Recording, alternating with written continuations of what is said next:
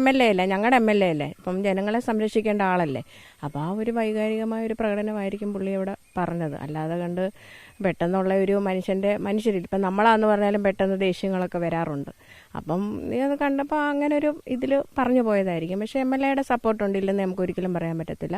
Sir ഇവിടെ സ്ഥലം സന്ദർശിച്ചില്ലെന്നേ ഉള്ളൂ, അല്ലാതെ കണ്ട് അന്ന് സ്ഥലത്തില്ലായിരുന്നെന്നാണ് പറഞ്ഞത്. അല്ലാതെ കണ്ട് എല്ലാവിധമായ സപ്പോർട്ടും നമുക്ക് തരുന്നുണ്ട്.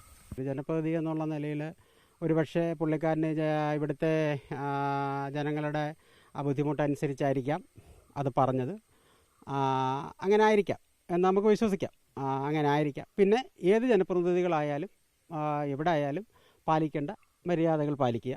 പിന്നെ ഈ ജനപ്രതിനിധികളെല്ലാം എല്ലാ രാഷ്ട്രീയ പാർട്ടിയുടെ ജനപ്രതിനിധികളുണ്ടായിരുന്നു. ഞാൻ പറഞ്ഞല്ലോ, ഏറ്റവും കൂടുതൽ നഷ്ടം സഹിച്ചിട്ട് നിൽക്കുന്ന ഒരു കർഷകനാണ് ഞാൻ.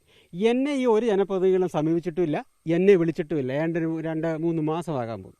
എന്നെ വിളിച്ചിട്ടില്ല, പ്രതികരിച്ചിട്ടില്ല, ഒന്നും ചെയ്തിട്ടില്ല. പിന്നെ DF ഓഫീസിലെ ഞാനും ബൈജുവും കൂടാണ് വിളിച്ച് പറഞ്ഞ് അങ്ങനെ ഇവരെ എല്ലാം ബന്ധപ്പെട്ടു. എല്ലാ രാഷ്ട്രീയ പാർട്ടിയും ബന്ധപ്പെട്ടു. CPM-ൻ്റെയും കോൺഗ്രസിൻ്റെയും BJP-യുടെ എല്ലാം ഉണ്ടായിരുന്നു അവിടെ വന്നപ്പോൾ. അങ്ങനെ ഒരു പ്രതികരണവും നടത്തില്ല. ഇത് ഒരു പക്ഷേ ജനങ്ങളുടെ വികാരം മനസ്സിലാക്കി ആയിരിക്കാം, അന്നേരത്തെ ഒരു വൈകാരിക പ്രശ്നം കൊണ്ടായിരിക്കാം അദ്ദേഹം അങ്ങനെ പ്രതികരിച്ചതെന്ന് വിശ്വസിക്കുന്നു.